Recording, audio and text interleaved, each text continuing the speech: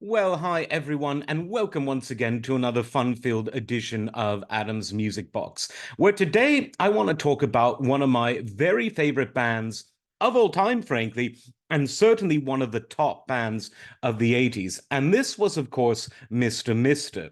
Now, they were hugely popular in the 80s, particularly after the release of their second record, Welcome to the Real World. Broken Wings, huge hit. Kyrie Eleison, huge hit. The album was everywhere. They did a big live spring break show on MTV, and people couldn't get enough of them. They had the right mix of memorable songs, good riffs, great musicianship, very interesting use of Steinberger guitars and modern polyphonic synthesizers, and just the whole package. Now, why aren't they remembered more than they are? Well, you can still hear some of their songs on what's left of modern AOR radio, even though I think the PR men call it by a different name at this point. But they were really victims of the fact that when the 80s ended, and I think the 80s ended somewhere around 1991 or 1992, it ended in a musical sense very abruptly.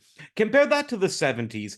Disco kind of transformed into elements of new wave and dance pop and electrofunk. Traditional funk and soul also adapted themselves to the new instrumentations of the 80s that were associated with electrofunk, things like modern synthesizers and drum machines.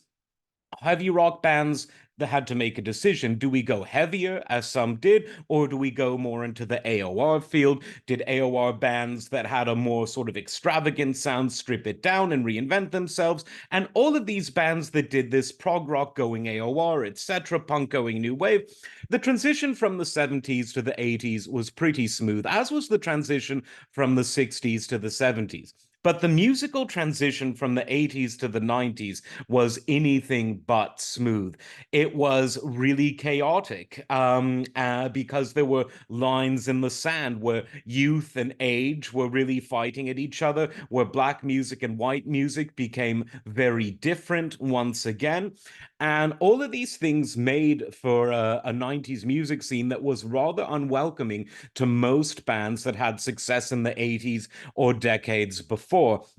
I see Mr. Mister as being one of those casualties, if you will, of the 90s because they were huge in the 80s and they really deserved it. So let's just talk a bit about the musical pedigree of it. The band was centered around bassist and lead vocalist Richard Page and his partnership with keyboardist Steve George. Now, they were session musicians who played for some of the best bands and solo artists in the world. I mean, these guys were really high level musicians and they were very much in demand. At the end of the 70s, they formed an AOR style band with some fusion elements. Some might call it yacht rock. It was kind of like Toto, if you had to do a comparison. And this band was called Pages because of obviously Richard Page. And of course, Stephen was right there with him, Steve George, that is. And they were really good. That band folded, and so Stephen and Richard decided to form Mr. Mister.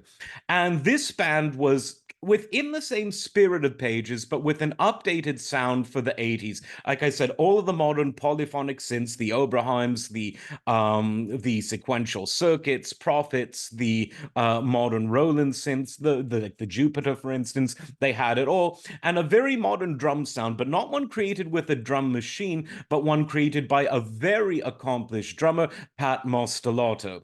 And he, of course, is probably most well known for being a longtime member of King Crimson. So when you have a King Crimson, albeit a future King Crimson drummer in your band, you know that you're doing something right.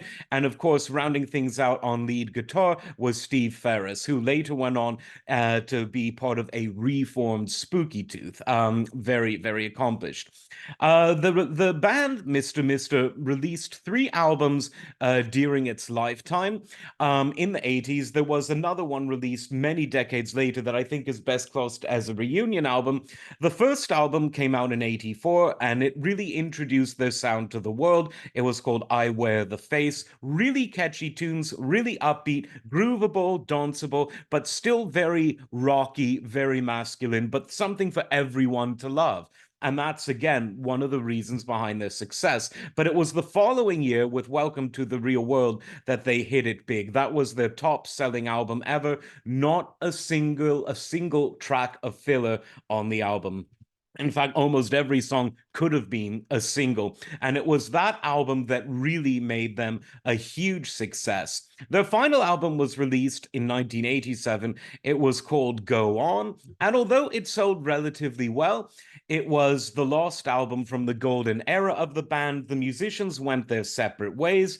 Broken Wings was, of course, later sampled by Tupac, and it was released on one of his posthumous albums after his tragic death. And that sort of revived some interest, particularly in the hip hop community, in Mr. Mister. This is one band, though, that people really ought to put up there with the Totos, with the Aishas, with the bands that really took rock into the 80s, but maintained high levels of musicianship, great writing, great live. You watch any of their live videos, there's plenty of them on YouTube, and you'll see that both in terms of vocals and in terms of musicianship, they were absolutely killer live. You could make an argument that they were even more energetic live than on the albums, but all of their albums were very, very well recorded and very well produced. So if you've let Mr. Mister pass you by because you weren't around during the initial heyday in the mid 80s, definitely go on to your local music streaming service or record store and check out Mr. Mister. Very talented guys, very humble, down to earth people when you hear them on interviews, great musicians playing musicians' music, but that rightly had a lot of commercial appeal in its day. Check them out. Like, subscribe. We will see you next time. Take care.